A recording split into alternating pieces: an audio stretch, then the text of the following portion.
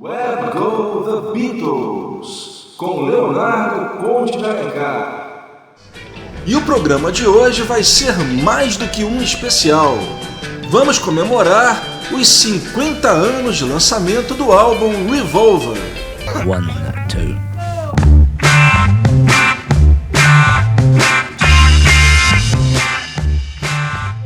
Após 5 meses de férias, os Beatles voltam aos estúdios de Abbey Road para gravar o seu 7º álbum. Revolver foi gravado em 2 meses e meio, de 6 de abril a 21 de junho de 66. E 3 dias após o fim das gravações, eles já estavam embarcando para a Alemanha para o começo de uma mini turnê no país, que começaria por Munique. Depois iriam para o Japão e para a fatídica viagem às Filipinas.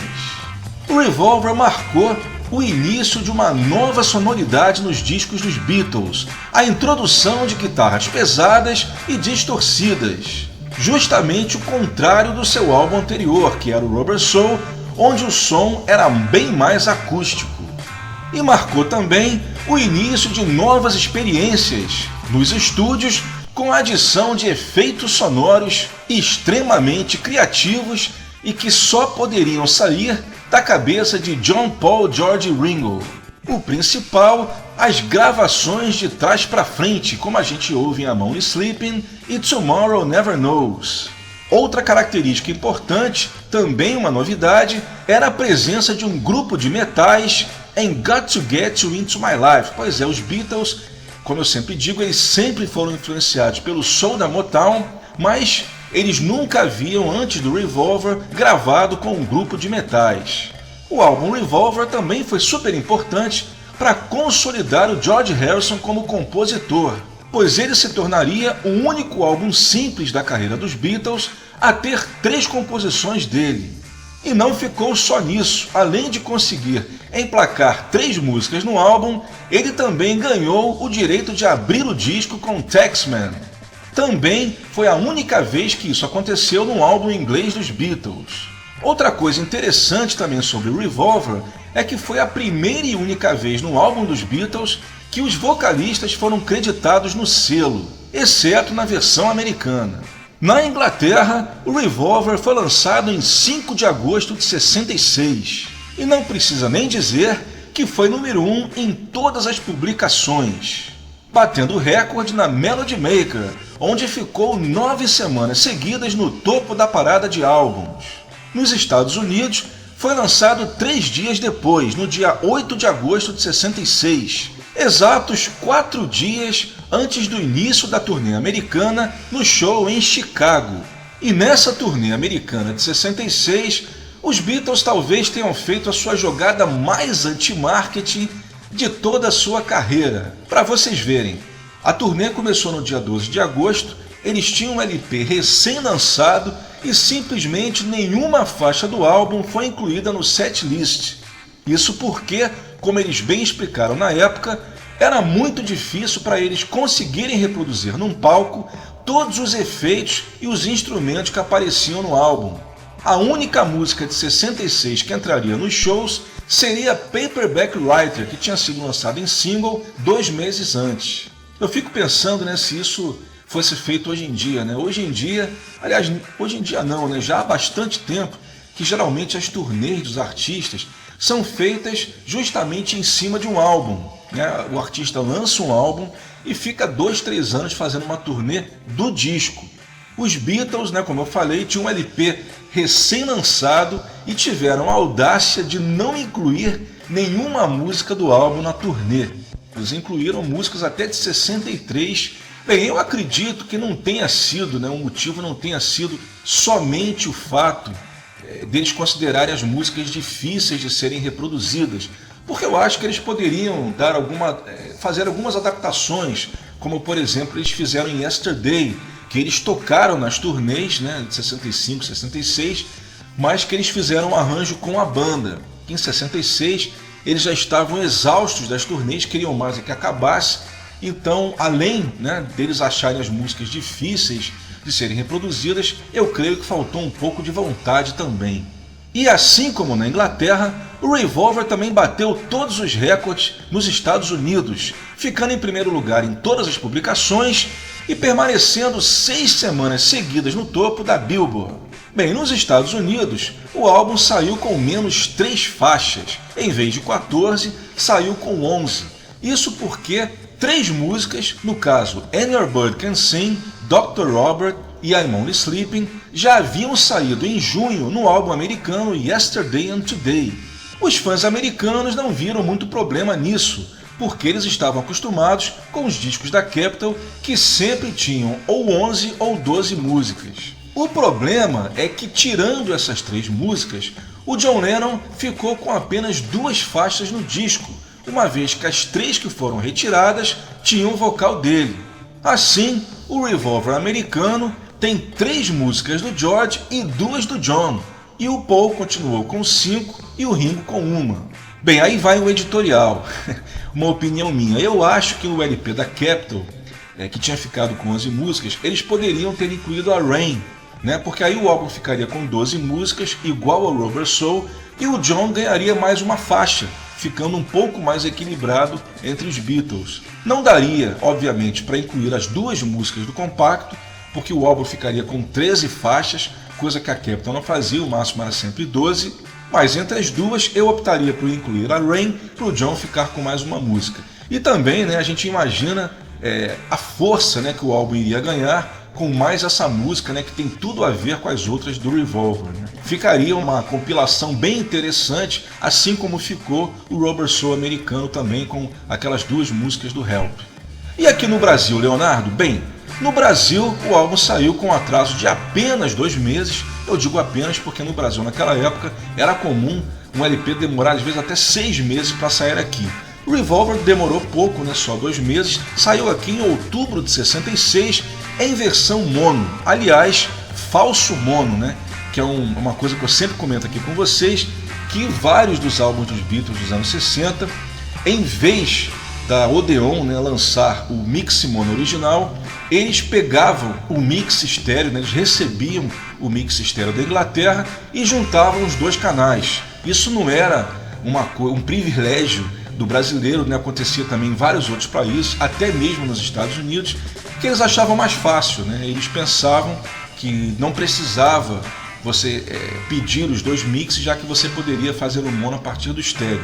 Bem, isso era um engano, né? Isso era um erro, porque, como eu também já falei aqui para vocês em outros programas, o som falso mono nunca é tão bom quanto o mono original.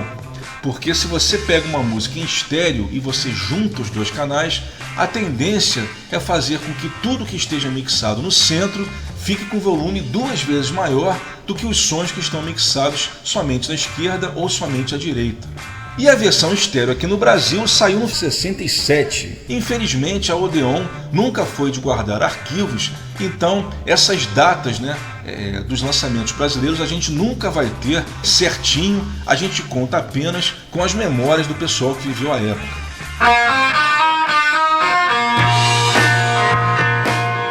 E vamos partir para a primeira sequência do Web Go The Beatles especial 50 anos de Revolver.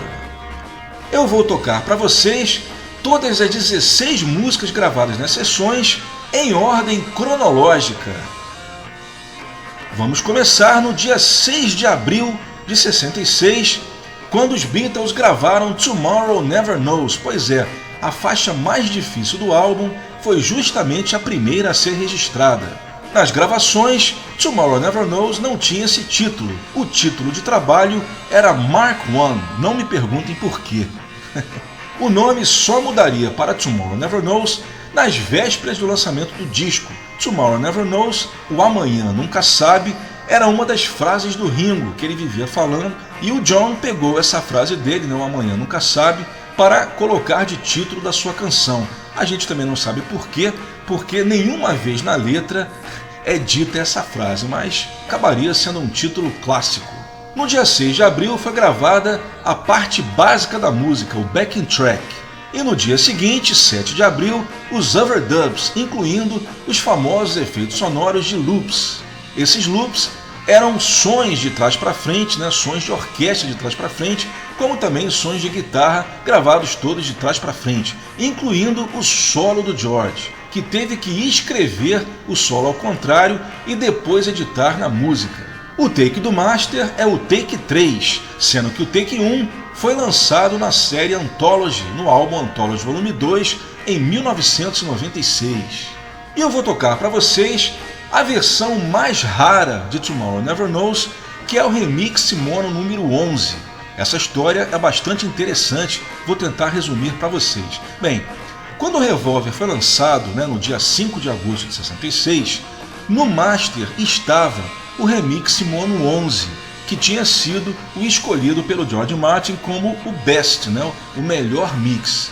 Só que quando o disco já estava na produção, já estava sendo fabricado, o George Martin resolveu voltar atrás e passou a achar o melhor mix, o remix mono 8. Assim, a segunda prensagem do Revolver trocou o remix mono 11 pelo remix mono 8.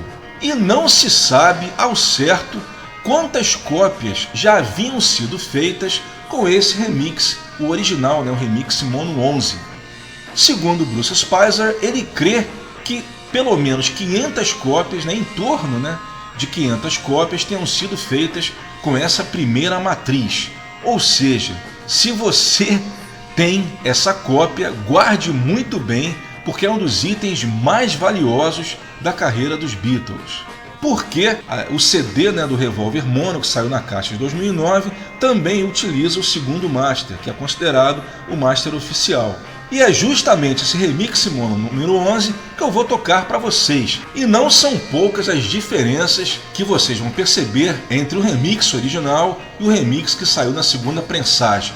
Bem, a diferença mais óbvia, mais fácil de ser notada, é que os vocais do John no remix original estão gravados bem mais altos, estão mixados, aliás, num volume bem mais alto em relação aos instrumentos do que na versão da segunda prensagem, essa que saiu em CD. Além disso, os loops, os instrumentos de trás para frente, aparecem em diferentes pontos da música. Outra diferença é que no solo do George, na versão original, no remix original, esse que eu vou tocar, o solo dele termina um pouco antes. E para terminar, o fade out do remix número 11 é um pouco maior. Você inclusive consegue ouvir mais o piano, o honky tonk piano tocado pelo Paul. Passando para a segunda música, gravada no dia 8 de abril de 66, Got to Get You Into My Life. A faixa em homenagem a Motown. Como eu falei no início, os Beatles sempre foram grandes fãs do som da Motown. Várias de suas composições são inspiradas nos hits da Motown, mas essa seria a primeira vez que eles utilizariam instrumentos típicos da Motown. Os primeiros takes dessa música foram gravados no dia anterior, no dia 7 de abril. Um deles saiu no Anthology Volume 2 também. Como eu falei, Got to Get You Into My Life começou a ser gravada no dia 8, mas teve overdubs nas superimposições, gravadas no dia 11, no dia 18 de maio e terminando no dia 20 de junho. A gente vai ouvir a versão mono oficial. A diferença principal é no final, no fade out, a improvisação que o Paul faz no final, quando ele volta, ele canta a letra original com outra levada, com outra melodia. Nas duas versões são diferentes. Isso aconteceu por causa justamente do double track, ou seja, nas duas vozes que ele gravou no final da música, ele canta de uma maneira diferente. Evidentemente que manter as duas ao mesmo tempo ia ficar estranho. Então, na versão estéreo eles mantiveram um dos vocais e na versão mono eles mantiveram o outro. Por isso que tem essa diferença. Além disso, a versão mono também tem um fade out bem maior do que a versão estéreo. Aí vai um outro editorial. Eu acho que das 14 músicas originais do álbum Revolver, a Got to Get You Into My Life é aquela que tem mais cara de single.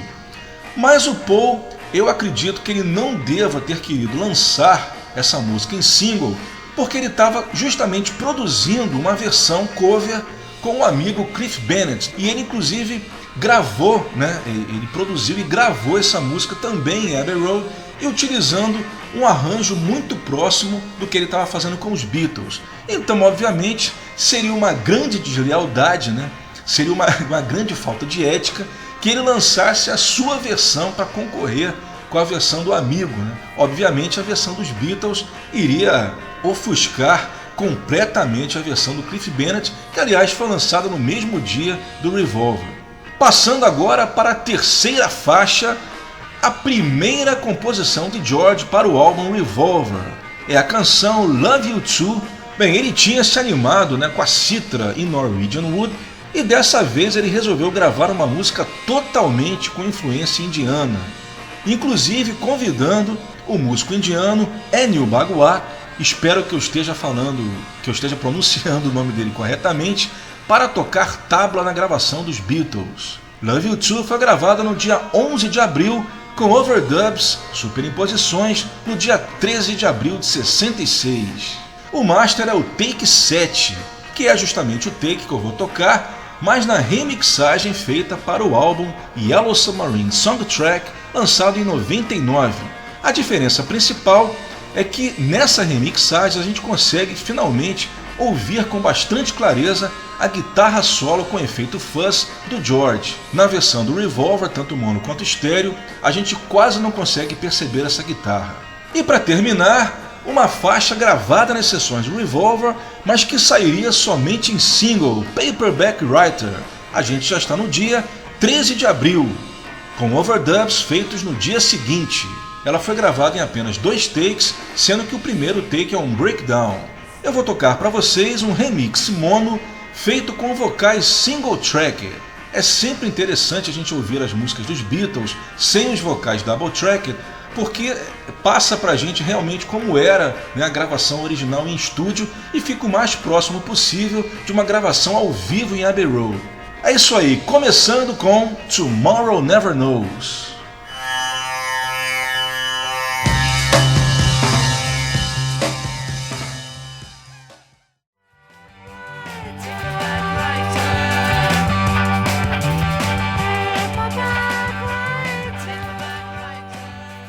Essa última foi Paperback Writer, versão remix com vocais single track, fechando a primeira sequência do especial Revolver 50 anos dentro do Web Go The Beatles. A terceira foi Love You Too, versão lançada no álbum Yellow Submarine Soundtrack.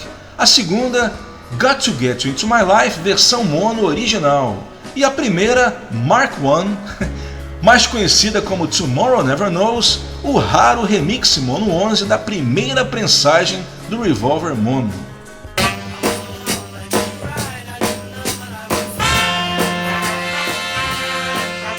E agora vamos falar um pouco sobre os singles lançados com músicas gravadas nas sessões do Revolver. O primeiro single foi Paperback Writer e Rain, 2 músicas que não sairiam no álbum. Bem, era um hábito dos Beatles, né? Por exemplo, isso aconteceu com Day Tripper, We Can Work It Out, gravadas nas sessões do Rubber Soul, mas que não sairiam no álbum. Também com I Feel Fine She's a Woman, que são das sessões do For Sale, e vários outros exemplos. Só que dessa vez, né, no caso de Day Tripper, We Can Work It Out, elas saíram no mesmo dia do Rubber Soul, mas no caso do Revolver, o primeiro single saiu 2 meses antes do álbum, uma prévia do que seria o novo som dos Beatles. E ao contrário do que era comum, esse disco saiu primeiro na América, saiu no dia 30 de maio de 66 pela Capitol, também atingindo o topo da parada em todas as publicações. Na Inglaterra, o compacto saiu 11 dias depois, em 10 de junho de 66, também atingindo o primeiro lugar em todas as revistas, batendo recorde na Melody Maker, onde permaneceu 4 semanas seguidas no topo da parada de singles. O segundo single foi lançado no mesmo dia do álbum e tinha as músicas Yellow Submarine com Eleanor Rigby.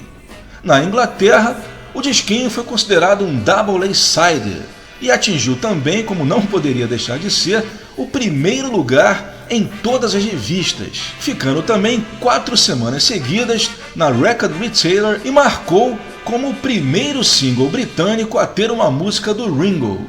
Nos Estados Unidos, o compacto atingiu o primeiro lugar na Cashbox e também na Record World, mas na Billboard atingiu, entre aspas, somente o segundo lugar. Na Billboard, as 2 músicas não foram consideradas um double A-side e foram listadas separadamente, com Eleanor Rigby ficando em 11º lugar. Esse single ele tem uma história interessante, porque não era comum dos Beatles lançar um single extraído do LP. Isso, se não me engano, só tinha acontecido uma vez, que foi o compacto A Hard Day's Night com Things You Said Today, que foi lançado no mesmo dia do A Hard Day's Night. Mas esse disco, pelo menos, ele tinha uma explicação, porque A Hard Day's Night era tema de filme. No caso de Yellow Submarine Eleanor Rigby, não tinha muito sentido lançar o single, porque afinal de contas, o single do álbum já havia saído, que era o Paperback Writer Rain. Só que, segundo George Harrison contou na época numa entrevista, eles quiseram lançar esse single para evitar que eles perdessem com covers de outros grupos, né? O George Harrison falou assim, meio de brincadeira, mas também um pouco sério. Então ele disse mais ou menos assim: se nós mesmos poderíamos ganhar dinheiro com essas duas músicas, para que a gente ia deixar que outros viessem e ganhassem, né? Se bem que isso aí, como eu falei, era um pouco assim, mais de brincadeira mesmo, porque tendo covers, né, das músicas, eles também ganhavam como compositores, né? Eles só não ganhariam como intérpretes, mas ganhariam como compositores. E isso não evitou, porque o Revolver foi um dos álbuns mais regravados, né? Houve diversos covers de Here, There and Everywhere, a própria Got to Get Into My Life, como eu falei, I'm Only Sleeping, Good Day Sunshine, que foi gravada pelos Tremeloes, né? Aqueles mesmos Tremeloes que derrubaram os Beatles no Decca Tapes, que conseguiram a vaga no lugar deles. E várias outras músicas também. For No One foi super regravada, a Taxman também teve, a própria Eleanor Rigby, né, teve versões com maestros aí ao redor do mundo.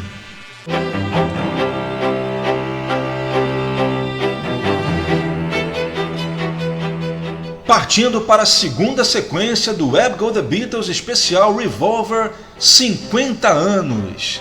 Vamos agora para o dia 14 de abril, com Rain, também outra música que sairia somente em compacto, no caso, lado B de Paperback Writer.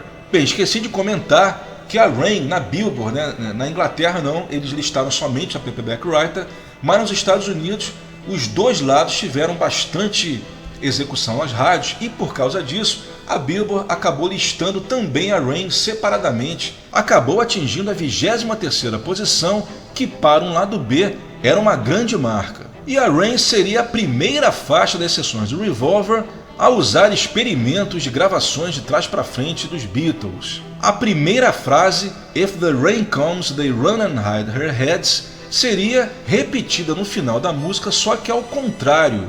E o mais bacana é que ficou tão bem essa parte, ao contrário, ela caiu tão bem na métrica da música, que uma pessoa que esteja ouvindo essa música pela primeira vez não é capaz de dizer que está ouvindo um vocal de trás para frente, uma coisa que realmente é impressionante, porque isso foi feito sem querer. Pois é, e a versão que eu vou tocar é um novo remix estéreo da Rain, feita para o DVD e Blu-ray Beatles One Plus. Essa versão ela não saiu em CD, ela saiu somente nesse DVD bônus, né, da caixa One Plus, em DVD e claro, Blu-ray também, mas não saiu em disco. E a diferença principal é que os vocais estão gravados no centro. A versão estéreo mais conhecida, que está no PS Masters, tem os vocais todos para um lado, se não me engano, o canal esquerdo. Em seguida, vamos para o dia 17 de abril, é a vez de Dr. Robert. Ela foi gravada direto, né, sem necessidade de reductions, mix, né, ou seja, sem necessidade de utilizar mais de uma fita. Foram utilizados somente os 4 canais. E o take do master é o take 7, que é o take que eu vou tocar, só que também num remix alternativo nunca lançado, em que o John está também com um vocal single tracker. Também bastante interessante essa versão. A terceira faixa, vamos à segunda contribuição do George, a faixa de abertura do Revolver, a clássica Taxman. A Taxman começou a ser gravada no dia 21 de abril e finalizada com overdubs no dia seguinte, sendo que os primeiros takes não aproveitados foram gravados no dia 20 de abril. A versão que a gente vai ouvir também é um remix mono inédito, um remix mono alternativo, com o final original da música. Para quem não sabe essa história, o take do master, né, tanto mono quanto estéreo da Taxman, o final é editado, ou seja, a repetição do solo, na verdade é um edit piece, né, que eles acharam que o final tinha ficado meio abrupto, e realmente é. Então eles tiveram a brilhante ideia de repetir o solo do Paul no final da música e fazendo um fade out. Bem, uma versão parecida saiu no Anthology Volume 2 em 96, também com esse final abrupto, mas com backing vocals diferentes. Na parte em que a gente ouve, né, Mr. Wilson e Mr. Heath, na versão do Anthology a gente ouve Anybody Got a Bit of Money. Ou seja, depois os Beatles acharam por bem eliminar esse backing vocal e colocar em cima o Mr. Wilson e Mr. Heath, que é o que aparece no take do master. E nessa versão que eu vou tocar também a gente não ouve o Count-In, que foi colocado depois pelo George. A gente só ouve o Count-In original também do próprio George, que a gente ouve só ao fundo na versão do master. Nessa versão que eu vou tocar, a gente ouve com mais nitidez. E para terminar a sequência, a gente chega no dia 26 de abril com When Your Bird Can Sing, uma sensacional versão instrumental. Não custa lembrar que um dos primeiros takes, o take 2, gravado no dia 20 de abril, portanto 6 dias antes, saiu no Anthology. Essa versão do master é o take 10, se bem que, como eu falei, eu vou tocar uma versão, um remix, sem os vocais. Nesse remix você consegue escutar com total clareza todos os instrumentos da música, porque eles estão mixados, separados um do outro. Então, no canal esquerdo você ouve o baixo e a bateria, no centro, né, você escuta a guitarra base do John e à direita a guitarra solo do George. Ouça de fone porque você vai conseguir identificar com uma clareza nunca antes ouvida esse remix aí, instrumental de When Your Bird Can Sing. Você nota inclusive o Paul fazendo melodias na linha do baixo, né? E o John Lennon tocando a sua guitarra também, né, calcada mais nos agudos, de forma perfeita. E o solo do George a gente nem vai comentar, que é um dos melhores solos de todos os tempos. É isso aí, começando então com Rain.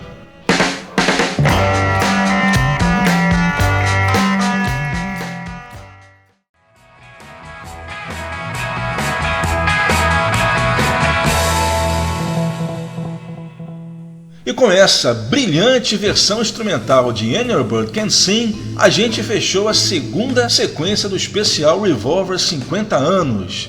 Antes de When Your Bird Can Sing, a gente ouviu Taxman, remix mono com final original. A segunda foi Dr. Robert, versão com vocais single-tracked, e a primeira, a versão remix de Rain, que saiu no DVD Beatles One Plus.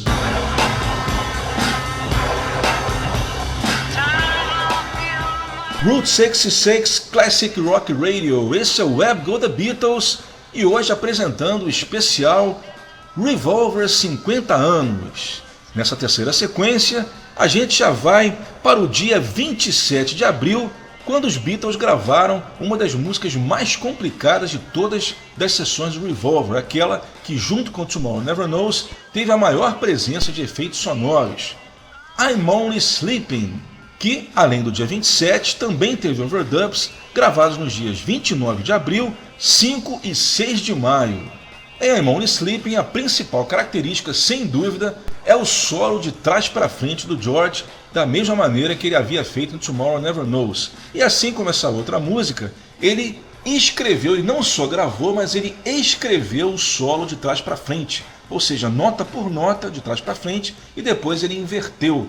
Então, quando você ouve o solo de I'm Only Sleeping, a impressão que dá é que ele não está de trás para frente, porque as notas realmente caem, elas cabem direitinho em cima da métrica. Isso tudo não foi sem querer, foi tudo pensado. Ou seja, só o George Harrison seria capaz de fazer isso. E além do solo, a guitarra de trás para frente do George também aparece no final da música. Eu vou tocar para vocês um mix estéreo oficial que saiu na segunda prensagem estéreo do Yesterday and Today nos Estados Unidos. Vou resumir para vocês a história. Bem, a I'm Only Sleeping talvez seja a música dos Beatles com mais variações. Ela tem duas versões estéreo e duas versões mono oficiais, todas elas com diferenças em relação à posição das guitarras de trás para frente ao longo da música.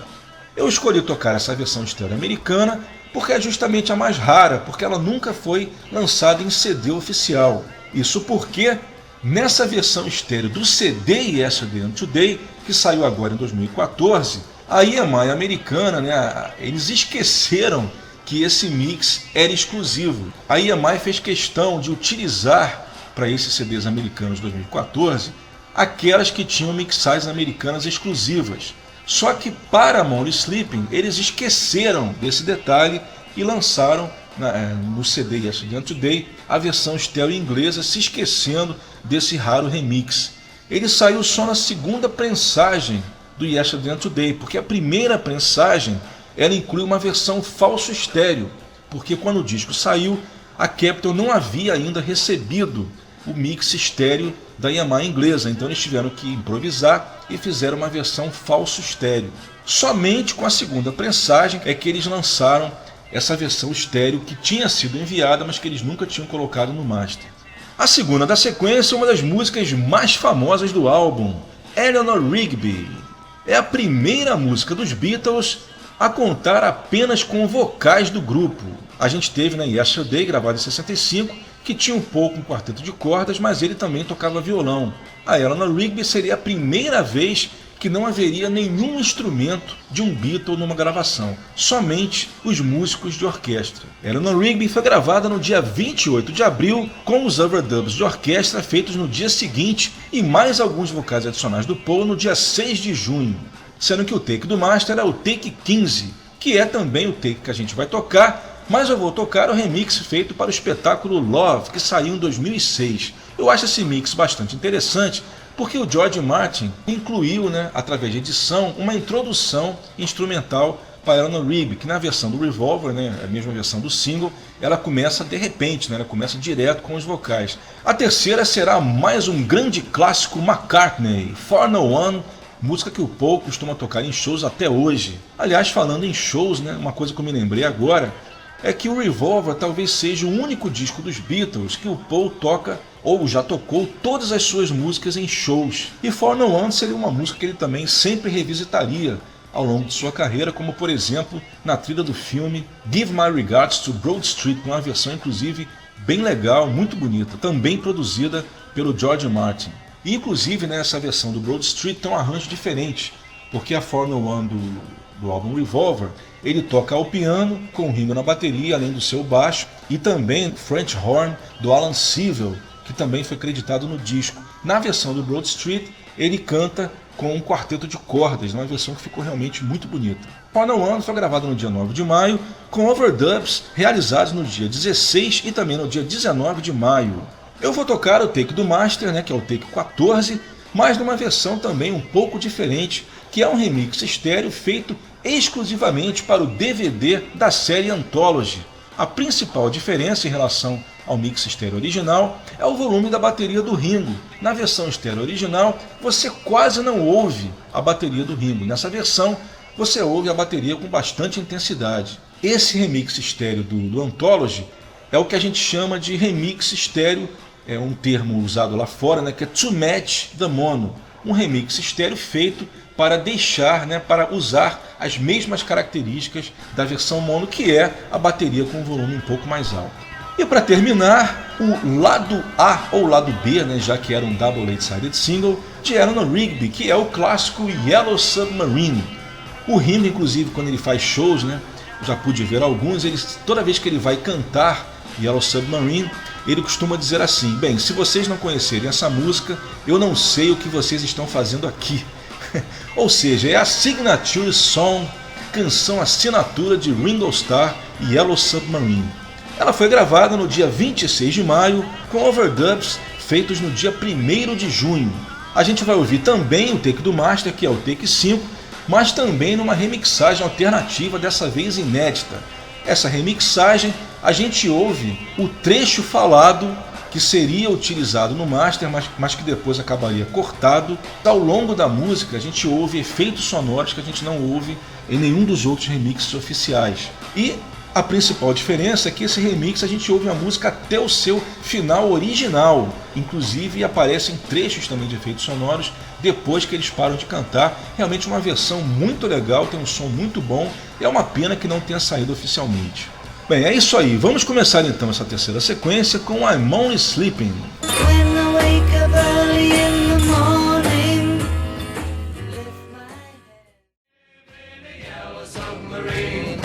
Yellow submarine, yellow submarine. a gente termina a terceira sequência do especial Revolver 50 anos. It was 50 years ago today.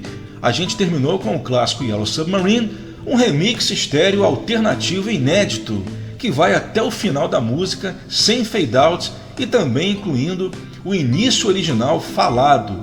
Antes foi 401, remix estéreo, feito para o DVD Anthology, onde a gente consegue, pela primeira vez em estéreo, ouvir a bateria do Ringo com um volume maior. A segunda foi Eleanor Rigby, versão do Love, também produzida pelo George Martin, uma das suas últimas produções que ele fez para os Beatles.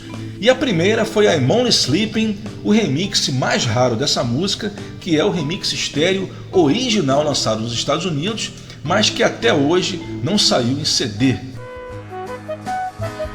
E infelizmente a gente vai chegando na última sequência do nosso especial Revolver 50 anos aqui no Web Go The Beatles. Essa sequência começa com a terceira e última contribuição do George para o álbum, que é I Want To Tell You, embora durante as gravações ela teria o título de Lexington Superb, ou então I Don't Know. O George ele tinha um certo problema em dar título às suas músicas, então geralmente os engenheiros gostavam de brincar com ele e colocavam geralmente assim títulos de trabalho meio doidos, né? Como por exemplo a Lexington Superb, que também era um tipo de maçã, e o segundo título foi justamente I Don't Know, né? O próprio Jeff Emerick conta que quando ele perguntou, bem, vamos gravar, qual é o título da música? O George falou I Don't Know, e aí o Jeff Emerick, né, num típico humor inglês, colocou lá no recording sheet o título de I Don't Know, né, para brincar com ele, e depois somente às vésperas do lançamento é que ele resolveu colocar o título meio óbvio, né, de I Want To Tell You. Gravada no dia 2 de junho com overdubs no dia 3. E essa música, né, ela tem uma característica interessante, que ela tem um acorde, que é, bem, para quem entende de música, um acorde Mi, que tem uma das notas, né, do acorde em F. Eles colocam um F meio doido ali, que vários guitarristas sempre ficaram meio obcecados por esse acorde, né, sempre tentando saber que acorde maluco era esse acorde na música tocada no piano pelo Paul McCartney, mas sem dúvida com a ideia do próprio George. I Want To Tell You também a gente pode verificar um pouco da influência árabe também, ou seja, mais uma vez vindo do Oriente. Se você escutar o final da I Want To Tell You com os vocais em harmonia do George, do Paul e do John, você verifica que tem muito a ver com a música árabe, né, os vocais, né? A segunda, mais uma contribuição do Paul, Good Days Sunshine, que no início se chamava A Good Days Sunshine. Também foi uma das músicas mais rápidas do Revolver, gravada em apenas um take e utilizando apenas uma fita de 4 canais. Foi gravada no dia 8 de junho, com overdubs no dia 9. I Want To Tell You, Good Day Sunshine, ambas eu vou tocar as versões mono originais. Em I Want To Tell You, a principal diferença, além da sonoridade, né, que você sempre percebe variações nos volumes dos instrumentos, mas a diferença principal, né, pelo menos que eu escuto na I Want To Tell You, é no início, porque essa música ela tem um fade-in. Você vai ouvindo o solo, né, o riff do George, na versão estéreo começa muito baixo, e começa tão baixo que você não ouve o primeiro riff. Na versão mono ela já começa um pouco mais alta, e você consegue ouvir perfeitamente o riff tocado desde o início. A principal diferença da Good Day Sunshine mono em relação a estéreo é no fade out, aquela parte do final onde eles fazem aquela alternância de vocais, que aliás foi uma ideia muito bem bolada. Na versão estéreo você quase não consegue curtir, porque ela é feita muito rapidamente, ela logo termina, né? Logo tem um fade out.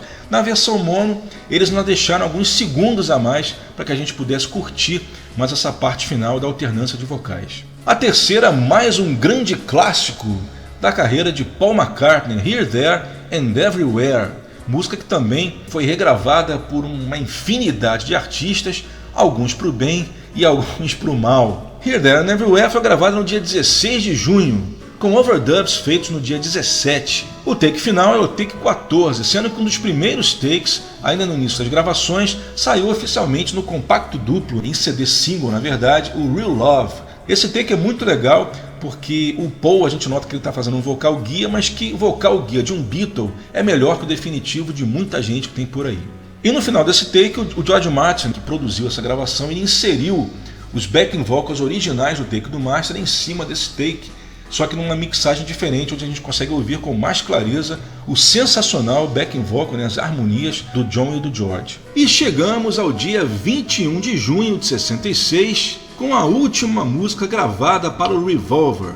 Por último, mas não menos importante, She Said, que eu posso dizer que é a música do Revolver que eu mais gosto. E essa música, ela tem uma história bastante interessante. Primeiro que numa entrevista que o John gravou um pouco antes do final das gravações do disco, perguntam a ele como é que estão as gravações, né, do novo álbum, e ele diz que está tudo indo muito bem, mas que faltava apenas uma música, que ele ainda não havia terminado de compor e que ele estava preocupado, porque estava chegando no final. E essa música, obviamente, né, só pode ser She Said. E além disso, né, no último demo que ele gravou da She Said, que inclusive eu vou tocar para vocês antes da versão oficial, a gente nota que ele tem a melodia praticamente feita, mas está faltando a letra.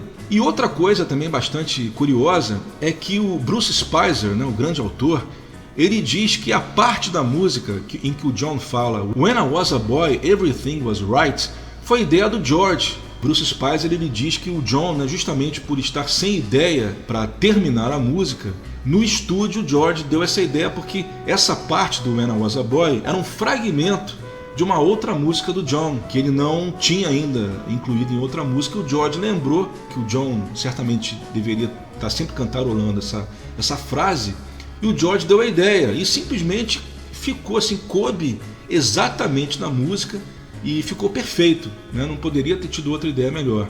E aí consta que o John teria terminado de compor a She Said no mesmo dia das gravações, né? Ou seja, foi a mesma coisa que aconteceu com o Rubber Soul.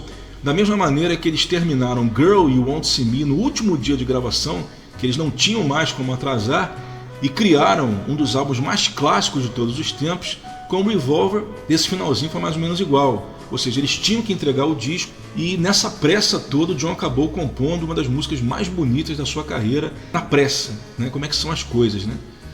Pois é.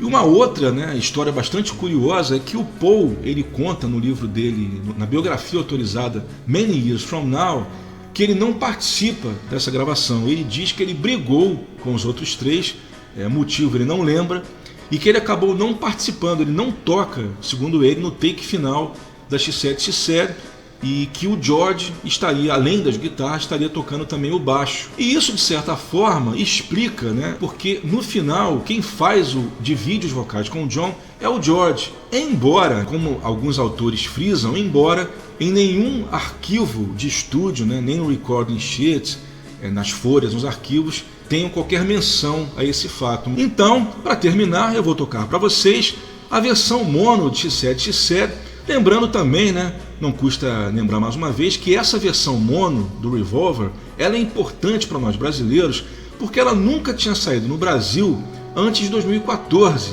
porque, como eu falei no início, o Revolver original saiu aqui só em falso mono, depois ficou anos e anos sendo lançado somente em estéreo, e a caixa mono de 2009, que contém o mix mono do Revolver, foi lançada aqui em algumas lojas, mas apenas importados, né? As caixas que vocês viram sendo vendidas aqui em algumas lojas eram caixas importadas, não era um lançamento brasileiro. Mas em 2014, quando a coleção americana foi resgatada em homenagem aos 50 anos da chegada dos Beatles nos Estados Unidos, teve o lançamento brasileiro. Então existe o Revolver mono americano, embora com 11 faixas, mas o mono original. Então foi a primeira vez que, por exemplo, She Said saiu em mono original no Brasil. E nessa versão, o mais legal é que as guitarras do George e do John estão mixadas num volume bem mais alto em relação à versão estéreo. E é isso aí, começando a última sequência do Revolver com George Harrison e I Want to Tell You.